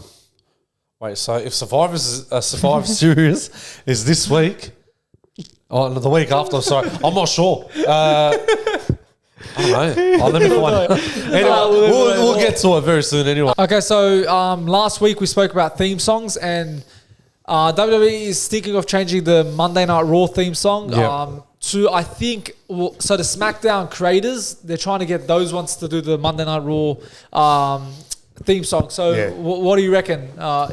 Should they change it? This is one of the longer lasting theme songs WWE's had. WWE Raw has had. The last one was The Night. Tonight, I'll put on the. I'm sure I'll put in the editing. Tonight is the night. That song. Yeah. And then so this is. I think this one comes second, or it is the first. So whatever. that's the longest they've had it. Yeah. 2 years. Nah, 3. Is this one? So this one's November 2021. Yeah, so 2 years. 2 years. Yeah. Yeah. Really? Maybe going into next. Maybe next year they're going to change it regularly. Yeah, they always change it regularly. But I think it's a great move. It's a good theme song. The one they've got. It is a good move right now. Yeah, I like it too. But and then again, if they're going to get the SmackDown creators to make it, why not? SmackDown's but how about we bring back one of the old ones, man? Yeah, I'd love to The one see I that. just put off camera from 02 to 06. Yeah, that was the best one. That's a mad one. I think because you grew up with that one. Yeah, we grew up I with grew up in that era. Burn It to the Ground. Burn It to the Ground, such an just with that the old WWE intro, like Cena, and then Cena at the end. Cena at the end WrestleMania. Yeah. And then just transitions into the theme song. Look, and then it transitions into the fireworks. To the ground. Yeah, that's Nickelback sings that. They could What a get, I theme don't know, song. could you see Weekend on it again? Because Weekend is... They should get Weekend. Yeah, maybe they should get Weekend. They always put Weekend like with WrestleMania. Costs big money. They should actually get WrestleMania to do Weekend to do theme song, but they have a lot of money. So Yeah, they do. I mean, they could, but they might not want to spend that much on the theme Yeah, song. but I reckon the Raw needs to have a good theme song, man. Like, just we're naming them all now. Yeah, As so in, like, iconic, yeah. Even Tonight is the Night. That one, the 2012 era. But even this one, I don't think it's that bad. I think it's a quite... But it would be iconic. Like when I watch Raw, I said I love this theme song. Of course, it's not on the level of the other ones we've just mentioned, but still, it's a decent song. But of course, tradition, every 3 years they change it, so get a new one. Why not? Nah, fair enough. Bring back the old one, like you said. I thought they were going to bring it back this week. I think bring back the old I songs, thought they were man. going to bring the new theme song this week. That's what they said. Oh, really? Maybe Do you know which one? For Raw, yeah? For Raw. Maybe we'll see tomorrow. So we'll see find out tomorrow. What's today? Today's Monday, tomorrow's Tuesday. Tomorrow's So I you won't probably watch see it because I'm working, so I'll probably watch it. I'll watch the highlights of that. Yeah. Well, so hopefully it's a good theme song. Not last, but Ronda Rousey, AEW. Yeah, she returned to ROH. Yeah, Ring of Honor. She made her debut to Ring of Honor. So to AEW, Ronda Rousey. What do you think? Good move, I guess. I think So good. ROH is different. Ring of Honor and AEW, they're collabed, so they're together. The promotion. Why bought would them she out. move to AEW if it's different? Yeah, I know. Like, she quit at WWE anyway. So Yeah, she's gone from WWE, but as you said, AEW owns ROH, so there could be a link there. She could make her debut on AEW television. I think it's great for the women's division over there. One of the AEW wrestlers was saying, I forgot who it was. She said it's great for the women's division. It's only going to make it better. Yeah, and in my opinion, I think it does. Do they have any big women superstars? Yeah, Paige, aka Soraya, and now you got Toni Storm as well. Toni Storm was in WWE, and she became the champion as well. And I feel like Ronda Rousey will have a bit more impact, freedom. Yeah, more freedom. Impact and freedom over there. And she can be herself too. Exactly, because AEW is it's a more raunchy play. It reminds me of the old WWE. As in the stuff they can get away with over there. Or even WCW days. That's what I'm saying. And I feel WWE like is more established. She can get away with a lot of things there. I think it might be her. Like, what can she get away with, for example? As in, like, in trouble, if she gets in trouble. As in, like, the matches she could pull off. Like, remember the one match with Jon Mox? Like things like John that. Moxley, yeah. But, like, you know, it reminds me more of the Attitude Era. Yeah. When so you like watch a girl AEW. can verse a boy, you mean? As in the way she can use profanity more. Yeah. As in, like, just speak. She can be herself, In WWE, there is limitations over there. Yeah, because you can't swear on live television. There's and she a lot can of be things. herself, she can swear. Can you swear That's her character, man. Yeah, it's like, of course. I don't give a F. I don't give a fuck, yeah. Can you swear on AEW? Yeah, you can. They allow that? Yeah. Oh, they all swear. And Look, you know, I told you, wonder why AEW, WWE's New changed. Japan, Ring of Honor, they all swear. Like when it comes to like the segment storyline. WWE want a more WWE, they can say like B word or any other swear word, but it just comes out. Yeah. But them, they just say whatever they want. That's their personality. Yeah, you know. I think it's a great move for her. It is a great herself, move. for But Ronda Rousey. don't forget, she wants to verse fresh faces like Paige, Tony Storm. Change it up a Yeah, bit. There's a lot of there new too. talent there too. Yeah. So she can be on the rise and maybe become like a Ring of Honor help Women's Champion wrestlers- or AEW and Women's help Champion. the women wrestlers develop into better wrestlers Absolutely. as well. So she will get there very soon. Good we'll see. move, but again, another segment for WWE Talk, this time Wrestling Talk. We've got another one. Last week we did, like Sammy mentioned before, we did the best theme Overrated. song. I think it was overrated. And our best theme song best for theme song, WWE. sorry. This time we're doing the top 5 entrances. Okay. So first of all, I'll go with mine first. So let me get the phone. Okay, so we'll go fifth to first. Yeah. I went So fifth first? So it's like Fifth to general. first. Fifth to the first, yeah. Just okay. like general entrances. entrances. Not Yeah, like okay. it's not like WrestleMania. quickly, I'm going to go through it. Fifth, Yeah, I okay. put Daniel Bryan. Okay. I think that he had one of the Why? best entrances. Of course, the fans were into it. Yes. Yeah. It was back in Iconic. that time WWE. It was the Yeah. best. Yeah. Then I went number 4, Triple H. Yeah. Okay. I think everyone loves that moment when he goes on the ring, the Yeah. post, and just spits water out. Yeah. One of a legendary iconic. moment. Yeah. Number 3, I went Bray Wyatt. Okay. I think for me it's goated. Just Yeah. the atmosphere, the lights around the stadium, and just the theme song just makes it so good. Second, John Cena, and then first, Undertaker. Okay. okay. You want to go first? I think those are I'll the go. top Okay. two. I went fifth, John Cena. Of course, John I Cena. went like it's of course iconic entrance. Yeah. Always the same thing. Talks to the camera, but I think Yeah. the other ones I've got are maybe a bit more better. Fourth, I went Wyatt family. That's a the good one. buzzards, Yeah. you know, all that. It's just Yeah. the light, the fireflies. Rest in peace, bro. Yeah, rest in peace, Bray Wyatt. Third, Triple H. With the spotlight on him, spits the water, as Chabot said. You can't get any better than that. Then second, I went Undertaker, especially like at those WrestleManias, you know, the big entrances, the fire. Iconic, Yeah, like everything about Undertaker is he's the GOAT. And finally, first for me is Batista. Okay. Oh, that's Yeah. a good one. Oh, yeah, that's a good one. That's a good one. Yeah. So fifth, I went CM Punk, where he used to do that clobbering. Oh, yeah. Screams it out and then turns around the best in the world. Yeah. Yes, That's mad, yes. So that's number 5. Number 4, got Triple H, as you said. Yeah. It's iconic when he spits that water out on the side of that, We've all that tried ring. to do it. Yep. We've all done it. We've all put a whole gallon of water in that mouth, just spat it out. all do it. I'll do it now. Number 3, I went early 2000s Randy Orton. Hey! Yeah, When yeah, all the- yeah, with I've the seen that, sparks. yeah. The When sparks sparks come came out out. on the When he entrance. comes out, yeah. When he did that on the entrance. That was the best one. And even just the way he slow walk to that ring. Yeah, it's just yeah. sometimes the simple entrances Yeah. It's that what makes- fit it's great. that fit that character Yeah. very well are the best entrances Yeah, for me. yeah. I went number 2, the Shield. I haven't Yeah, seen, I forgot about that. Really, I haven't seen anyone that came out of at Yeah, the I time, forgot even about that now, one. that comes out of where the crowd Yeah, sits. no one does that. The way No they one came does out, that. they Those all are the came out visuals, different yeah. at different Something entrances. different, yeah. They Yeah. all came out, slow walk to that ring, and just Yeah. it fit the way that faction was. Yeah, It's yeah. like the intimidation aura that Yeah, they yeah. had. And then at number 1, I had the one and only, the Animal Batista. Yeah. The little thing he did with all the pyro. Oh, mate, it was about crazy. that. And he I psychs should've up put it. everyone. I Yeah. was looking Yeah. at one of them on Friday Night SmackDown. It was like back in the days he had the world title. Yeah. And he was just so muscly and everything. Yeah, yeah. And Right, he was a saw gun, the I comments remember that said he just fits that title perfectly, and his theme song, Yeah. everything just matched. I walk alone. It just it all No one mentioned Edge. I was gonna put I know. Edge. Yeah, I was thinking of He Edge. hypes the fan up. Yeah. That's an honourable mention. Yeah. Okay, Anthony. I'm going to say DJBs. number 5, Ric Flair. Okay, yeah. At WrestleMania 24, he was wearing that, Yeah. the whole costume in that, it was a retirement Yeah, match. You said general entrances, bro. No, that still counts. No, Still it's No, counts. you said WrestleMania 24. WrestleMania 24, yeah. I was saying like in general, like just in general. I'll say Ric Flair. Okay, so- Ric Flair, his fair enough, entrance, fair I love enough. his entrance. Yeah, okay, It's just all class, and when he comes Yeah, down, yeah. and everyone's doing the hands down, Give like us up a and down. woo! Number 5. You said 5 already. Oh shit, sorry. 4. AJ Styles when he does I like that. Yeah. and then he does the hands as well. The style. And he does the what's name That's it, the the too too sweet sweet, sign. yeah. too swimming. Too sweet. Third. Third, Rey Mysterio.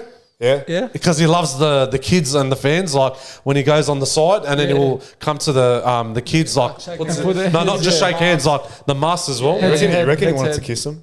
Oh, You reckon, you reckon he, Bloke's religious. you reckon he had a bit of a fetish? But what do you listen to that? I'm joking. I know it's like a show sign of respect. Yeah, I mean, You know, maybe he's a pedophile or something. Second, go second. Second, Shawn Michaels, Yeah, I the was gonna sexy put him. boy, when he does the fireworks and the fireworks coming out. Yeah. Come on, give us one, give us one. I can't remember, bro. My legs are gone. First. First, the Undertaker, man, Yeah. the icon, man, the legend, Yeah. The who? the legend. Oh, Yeah, No, what's his name? the Undertaker, Mark Calloway, The Undertaker. the Undertaker. Do you still have nightmares? No, not anymore, man. Come on, be But I would love to meet him one day, man. That's a big dream of get him on mine. the pod. Who knows? That's Let's get dream him on. big. That's a dream big dream of ours, bro. To interview the Undertaker. Who knows? Maybe we'll go I can't even say it, the Maybe we'll go Undertaker. Perth. Maybe bump into him. You don't know. You don't know. If Anyways, Undertaker, you're watching, I love you, man. I want to interview so bad. that's a wrap to Wrestle Talk and moving on to Combat Talk. Hi, Anthony. Combat talk for this week. First news story of today. Tom Aspinall says UFC should strip Jon Jones of his championship. Yeah. So he's gone out and said, I think Jon Jones should be stripped from the title, to be honest, because everyone else does when they get injured like that. Stop protecting him now. Stop. So basically he's saying, Jon Jones should be stripped because he tore his pec. Because he Victoria injury, He couldn't make it to the Madison Square Garden in the last UFC event. So he's saying that he should be stripped just like all the other wrestlers. What are your opinions about that, Anthony? Look, I can't judge, but it's just that I think maybe he does have a good fair point because I know he's won the interim title. Yeah. But at the same time, Jon Jones torn his pec. Like, you can't do much about it. He has to be out, I don't know, for a couple of months or probably to a year till he recovers and that. Yeah. But you have to understand that Stipe, he was waiting for his opportunity to go for the heavyweight title against Jon Jones. That's right, man. So I don't know if Dana White is going to strip it off, or they might have to put Tom Aspinall and Stipe for the title. I don't know. I feel like he's only saying this because he's scared. He's scared of Jon Jones because he's the interim heavyweight champion now. Yeah. And he wants to fight Stipe. Yeah. He probably feels like Stipe is the easiest fight.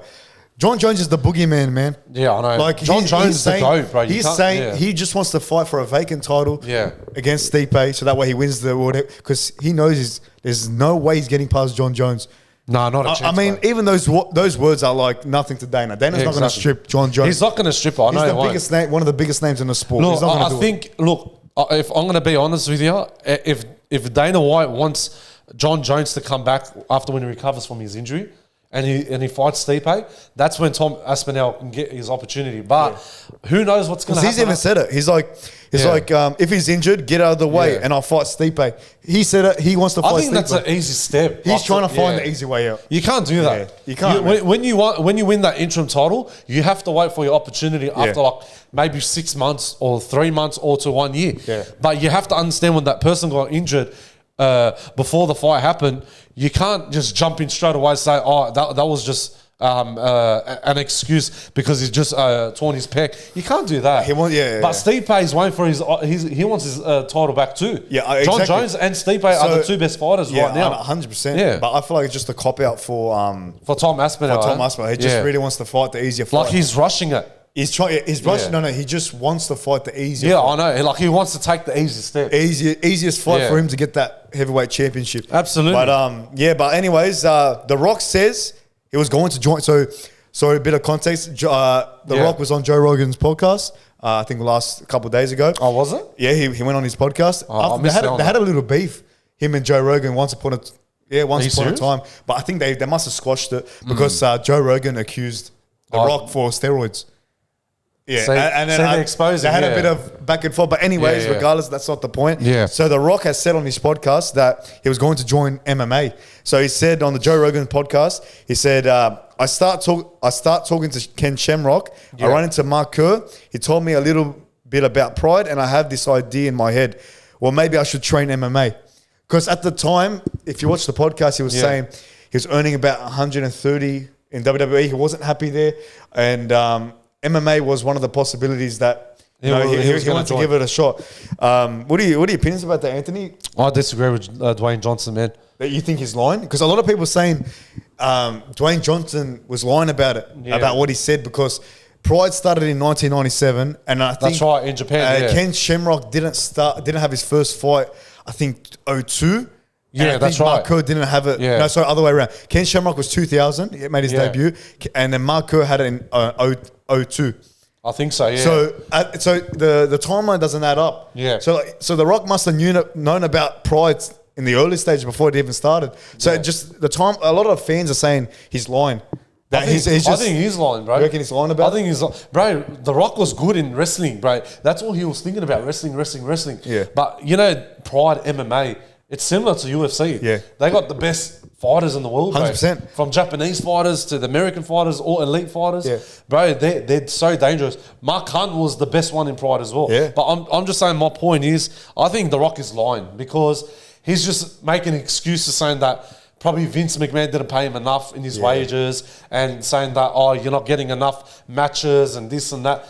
So I think I don't know if that's true, if Joe Rogan's exposing him on the pod. But he wasn't exposing him. The fans were exposing him. Oh, the fans were exposing him. Yeah, they were saying, just the timeline doesn't add up. Yeah. Because how are you going to... I think it's all excuses. But then again, he got the title, the WWF title 2 years later. I know. To say, he won the world title as well back in 02. To say it wasn't like he was... 01. To say he wasn't appreciating WWE. Yeah. I think he's lying. I don't know if he maybe just got the timeline all muddled up. But just imagine The Rock in MMA. Just imagine him as an MMA fighter. I don't think it will suit him. I don't think it will suit him. Imagine him in the early days of MMA, where it wasn't as good as it is now. Where the fight, just imagine him. Where would he fight? Was heavyweight? He'd be in heavyweight, won't he? If he's I don't know how to say it. Maybe light heavyweight. Maybe 255 pounds. Nah, he'd be heavyweight, bro. Yeah, maybe light heavyweight or heavyweight. Think about early thousands Rock.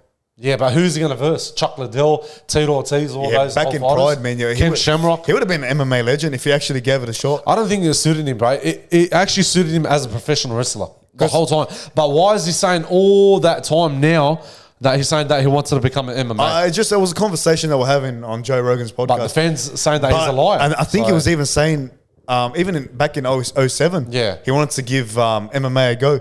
Even after. Why didn't he do it from there that time? But don't forget his age now, bro. He's in the 50s. Now it's, but I'm saying back then in his prime. Look, at the same time, bro, if back in 2007 or whatever, he'll be in the 40s, bro. There's no point of going into MMA. No, he wasn't 40. Yeah, he was. He's 45. No, he's 50-something right now. 07, he would have been 30-something. No, come on, man. Yeah, man. He would have been at least 40. I think he's the same age as John Cena. Let's say he's 47. 47... Do the math, Anthony. Oh, you know what? I think it was in his... he must have been in his 30s. Maybe probably just 39, I think I would say.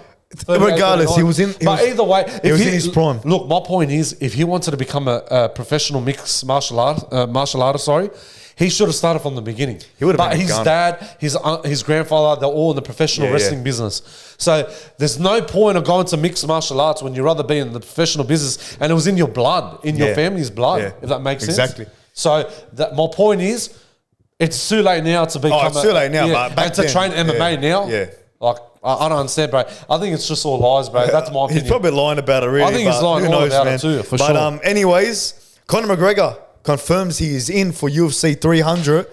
So he did a little Q&A session on Twitter with the fans, and someone was like, "Are you in for UFC 300?" He said, "In," with a blessed emoji. But I heard a couple of days ago that reports are saying he's not going to fight in UFC 300, but he's going to fight in the summer.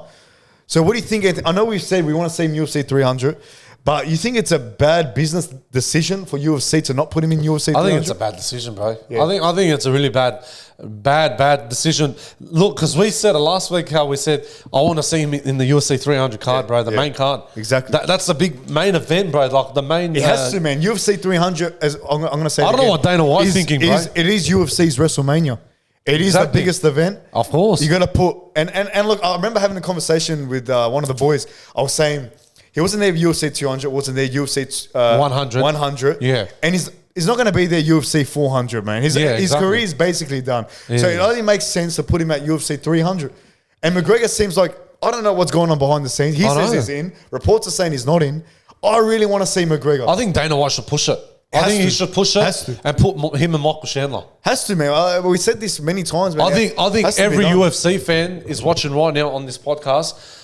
If you agree with us about Conor McGregor fighting against Michael Chandler for UFC 300, please let us know. Let us know in the comments or let us know on Instagram or on social media, please. Yeah, it's the only... I want to see it. Bill wants to see it. We all want to see it. I mean, everybody wants to see McGregor fight. You know I want to see that card. I want to see that fight, man. But like in the summer, so summer will be like June. Nah, it'll be in July, actually. In America. Yeah, it will be in America. Yeah. So June. But it's going to be the worst main card. So what would you, are you just going to put him on a normal pay-per-view card? Like UFC 301. I would rather stick with UFC 300 because you're going to have the top fighters all in that main card. Yeah. Okay? So definitely Dana White needs to put Conor McGregor in that main card for UFC 300. Yeah, and if he doesn't, I think I'll never watch UFC ever again. It has to be done, man. I don't know, man. I get emotional about that. Yeah. Just even about this, man. I'm actually frustrated. I want to see Dana White putting Conor McGregor, Michael Chandler, because everyone's waiting for that. A 5-rounder in the main event of UFC 300. It has to be, just complete the story arc for McGregor too. He's done everything. And he could finish his whole career as well. You don't know. Just but not yet. Imagine this, Anthony, man. What is it? Fuck, imagine. It's making me emotional now. Imagine... I don't think McGregor would have it in him to retire on the spot. Imagine. I don't think it would. Look, I've said maybe Chandler might beat him, but now I think I'm changing my ideas. And now I'm thinking maybe McGregor will beat Chandler. But I'm saying if somehow Chandler beats McGregor in spectacular fashion, knockout or whatever, imagine the scenes at UFC 300 in the main event. Yeah. McGregor takes off those gloves, places them in the middle of the ring. In the octagon. Either way, if he wins or loses. Imagine he retires at UFC 300 is what I'm trying to get at. Yeah. Just imagine the scenes, man. I would actually start crying if he loses. I think every fan will start bowling tees, bro. Oh, man. I've been a fan of Conor McGregor. Look, I'm a big fan of UFC, bro. I've been a UFC fan, I think, in the last 10, 15 years. Yeah. But... if Conor McGregor retires, I won't be upset, but I'll say, you know what, he's accomplished everything and he's achieved everything in his career. To do what this and he's a double champ too. To do what this man's done in the sport, no one. And he's done a lot, bro. There's only one Conor McGregor. There will the only one and the only one. There will forever be only one Conor McGregor. As much as everyone want to say I'm meat riding McGregor, look, you can't look past the facts. He beats a 10-year undefeated Jose Aldo. Claims. He's the first double champion in UFC history. And he's accomplished a lot in the UFC. Top 8 out of the top 10 UFC most pay-per-view sales. He's got 8 of them. Yeah. Man, you can't put past what this guy has done. And look, if he does lose at UFC 300, look, I feel like every McGregor fan will be like, you know what?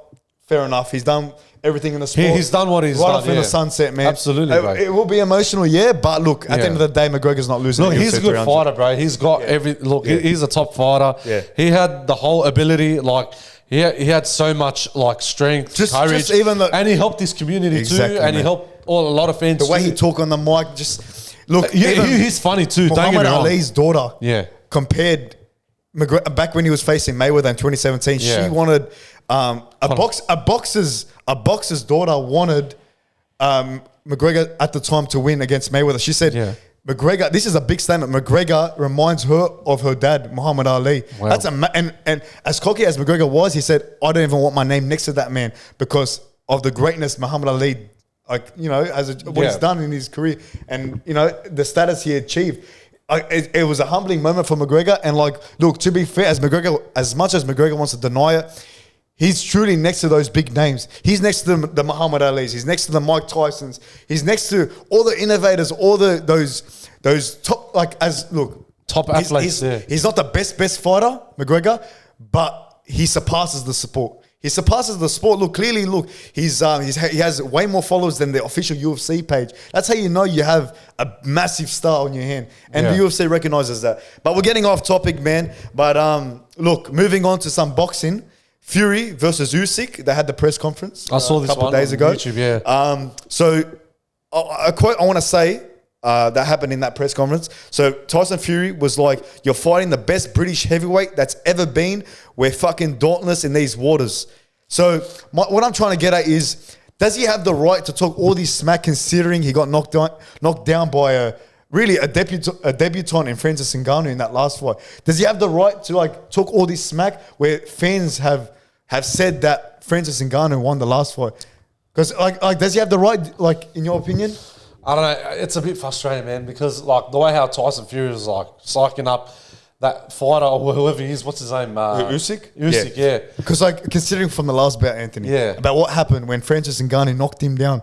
Yeah, where everyone I think he got robbed. We all said it. Where everyone thought Ngannou got robbed. Yeah, exactly. Well, he did. Does he have the right, a couple months later, to say, "I'm the best British heavyweight," and like just make it as if nothing ever happened? Does he have the right to do that, or should he stay humble? Should he be humble? I think you should stay humble. I reckon the same. I reckon just be yourself. Don't be a cocky, or don't be like a. No, that's the way. Look, if he had beat him in like spectacular fashion, Francis Ngannou, talk all the smack you want. Yes, but like in this press conference, I feel like Tyson Fury should have taken a more humble approach and like not recognize that he lost, but recognize that it was a tough bout, and we just maybe I don't know how to explain it, but not the Tyson Fury we got in this press conference. Yeah, that's how I think Tyson Fury should not have approached this press conference. Yeah, but look.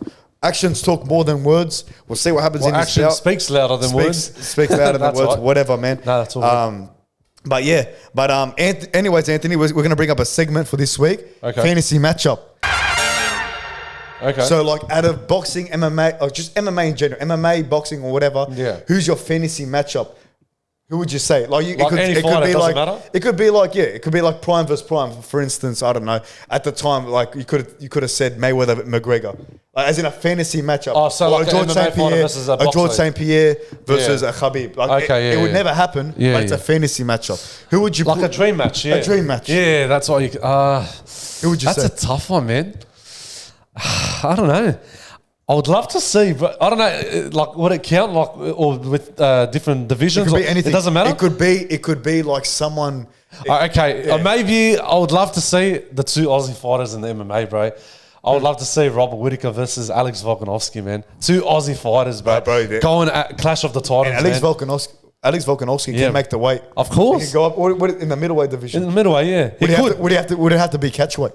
Or maybe, it could be catchweight. I would love to see a dream match of that. Robert Whittaker and Alex Volkanovski, the two best Aussie fighters. A big Aussie pay-per-view. Oh, massive Aussie pay-per-view, bro. And everyone will be cheering on, man. That would be crazy. Well, that's my first one. Second one, I would say... Let's go three. Yeah. Let's do three. Okay, so we got the two best Aussie fighters. That'll be the greatest Aussie pay-per-view. I would love to see... I don't know, man. I would say Robbie Lawler. I know he just retired. It could be like someone out of his generation. It could be anyone, man. It could be like, Robbie Lawler versus, I would say Tito Ortiz. Okay. That would probably be a good fight, that one. Yeah. Because he's aggressive, Robbie Lawler. Yeah. He's got good takedowns. Yeah. Even Tito Ortiz, bro, he was dangerous back in the days, bro. You cannot mess with that bloke, man. 100%. He was like, he will belt you or he's gonna whoop your ass, man. I swear. 100%. Oh my god. So I would say Robbie Lawler. Who's your last one? Last one, I would say boxing. I'll say Danny Green versus Tim Tszyu. Okay. That'll be a good fight as well. Two Aussie great fighters. So you're going for the Aussies? Yeah, the Aussies, man. Yeah, you got your number one and number Danny Green was a good boxer, man, back in the days. 100% he was. He was the best, bro. He used to kill everyone, bro, in the boxing ring, bro. He used to knock everyone out. Yeah. Bro, I used to watch, like when I was watching those main events, Danny Green always puts a hell of a fight, man. Yeah. And he's always impressing me all the time. So you want to hear mine? That was my top three. You want to hear mine? All right. This is not in any order. Yeah. So I've got 2015 prime Conor McGregor versus current prime Alex Volkanovski. That'll be a good fight. Mate, that would be a match made in heaven. Aussie versus Irish. Not only that, I know, is the cardio of Vulcan. How would McGregor's we all know McGregor's cardio, even in his prime, wasn't the best. Yeah. But how would McGregor's left hand do against Volkanovski? How would, if Volkanovski takes him into troubled waters in the 5th round, how would McGregor's cardio pull up? You know what I mean? How's it gonna last? I reckon Volkanovski does have an advantage with Conor McGregor with cardio, as I said. But then again, what if McGregor catches him in round number one? Because the way McGregor moved in 2015, fluid. He moved like water. It's like a karate move. Moved like water, mate. That karate stance. That's how good he was back in 2015. Shit talk, like, again, could 2015 McGregor get into Alex Volkanovski's head? Because we saw it with Aldo. 10-year undefeated Aldo knocked him out in 30 seconds. Yeah, I remember that. I'll watch that. So could that be a factor in the fight? Who knows? Look, Volkanovski's beaten Aldo. He's beaten Aldo Rodriguez, beaten Max Holloway 3 times. 3 times. You go look at McGregor's resume in the featherweight division, undefeated, man. Beat every single bloke that came his way. Frankie Edgar, Aldo Jr. Exactly. Who else? There was Uriah Faber as well. No, he never faced Uriah Faber. No, he did. No, he and never. The Ultimate Fight, after the Ultimate Fighter. No, he never faced. You sure? Yeah. Okay. Anyways, but he was a killer back in the featherweight division. Yeah, he was I would the love to best. see that match. But all right. Second, I'm going. All right. It could be anything. It doesn't matter. Let's go. I had one in mind. I went black. Okay. I went George St. Pierre versus Khabib Nurmagomedov. That'll be a good fight. Everyone wants that fight. Oh, that'll be a good fight. In their prime, mind you. Absolutely. Wrestler against wrestler. Yes. Just imagine, like George St. Pierre. I rank George St. Pierre over Khabib. Everyone does. Absolutely, bro. He was pound for pound fighter, man. Pound for pound best champion of all time. I reckon, in my opinion, George St. Pierre wins that fight. Absolutely. Khabib will get mauled. He's got good kicks too, Khabib will get suffocated. Of course. George St. Pierre, his roundhouse kicks are very dangerous. He had everything, man. He had so much He had everything Khabib didn't. What's good about Khabib, he has good submissions. That's all. That's all it is. So is George St. Pierre. He does. But George St. Pierre has good all round as well. Not just with submissions, takedowns, but he has good standing as well. He strikes as well and he's kicking as well. Yeah. You got to watch that as well. Yeah. But I understand Khabib. I know he was the best. But George St. Pierre, he's way better than Khabib for sure. 100%. That's my opinion. George St. Pierre will maul him. Oh, he will maul him. Definitely, eat him alive. You think Khabib is the GOAT? No, not yet. Khabib, George St. Pierre is the GOAT of welterweight division. His career's done and dusted, Khabib. I'm going to say it is. George St. Pierre is the GOAT of the welterweight. We always talk about this guy. I don't want to talk about it. Yeah. When you think about Khabib, you think about his resume. We've said this before. The bloke retired in his prime. You don't retire in your prime and say you're the GOAT. You really don't. You got to see out at the end of your career and see look.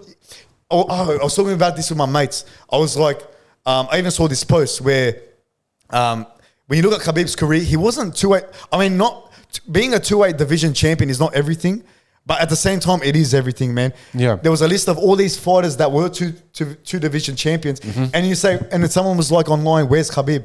I was talking about this with the boys. I'm like, in a way, where is Khabib? If he's truly the GOAT, he'd be two-weight division champion. St. George St. Pierre was a 2-weight division champion too. Welterweight and middleweight champion. That's what I'm saying. To be considered, you got to have that resume. You got to have that list of records in the UFC. Because Khabib, when he retired, he said he was the number 1 pound for pound fighter. Yeah. And he was 21-1, undefeated. Yeah. I understand that. Look, don't get me wrong. I'll give credit to him. But 29-0. But don't forget George St. Pierre. He's already achieved. Go look at Khabib's career. He only had 11 fights in the UFC. I know. 11 fights, yeah. 11 fights. Coming into the UFC, he had 11 fights. But on his father's pay-per-view, where his father would just feed him any fighter, trash can fighters who he would maul and just boost his record, boost his MMA record. Coming into the UFC, who did he beat? All right, he beat notable fighters, yes. But he doesn't have that thing. All right, 29-0. What's a record at the end of the day? A record means jack shit nowadays. And look, he beat the top notable opponents in Justin Gaethje and Dustin Poirier and McGregor. Yeah, that's right. But at the same time, man, doesn't have enough for me to be considered the GOAT. But onto my last one. This is going to be one like that would maybe it might happen, but one that it would never definitely so never what happen. Is it, the last one? I said Conor McGregor versus Conor McGregor Jr. His son. Are you serious? Go down the track at the back end of his career. How crazy would this be? How crazy? It could be in boxing. It could be in boxing. Do it in boxing. Or it could be MMA.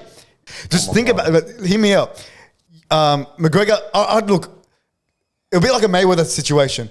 If McGregor does retire from UFC, he's really not going to retire from the fight game. He's going to have a little exhibition matches. I feel like that's going to be McGregor's career.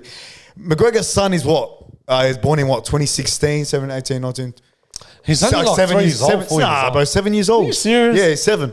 I think it's 6, 7. So yeah, I think it could happen. Maybe when he's like 18, 19, McGregor's like probably be like 50s. But no, it wouldn't be in his 50s. If he's 35, yeah, it will be. Maybe about 45, 47. Are you serious? So, it could still happen. Little exhibition match.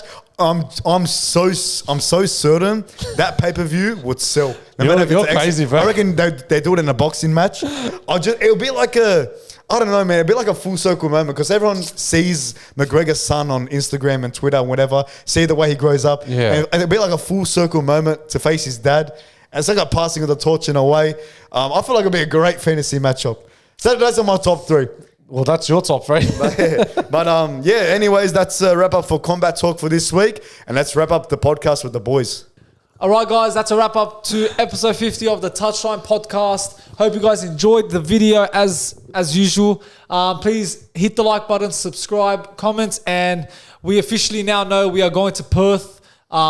Elimination Chamber. When is it? February? 22nd of February. 22nd of February. 22nd of February. So hopefully when that comes, we'll get a vlog out of it and get some content there. But and also, oh, sorry, man. The room is almost done. We're basically finished the room. Just got to buy all the stuff. Yeah. So expect I want to say next video, but expect the new studio room to be seen on camera, maybe like early January, maybe 1st of January, starting next year. Who knows? I haven't told you boys, but probably starting next year. Yeah. But yeah, no. And he's still another 50 episodes. Again, I never thought we'd reach 50. I thought we'd just do 10 episodes and then we'll say to fuck off and then we'll start. But look, we're here. But there's at more 50. to come anyway. There's more to come. We're going to make 1,000 episodes. Like on the 20th. And that's Exactly. We're going to make it to 1,000 and beyond, man. And it's only good things from here, man. That's right, man. Again, hope you enjoyed the video, and we'll see you in episode 51.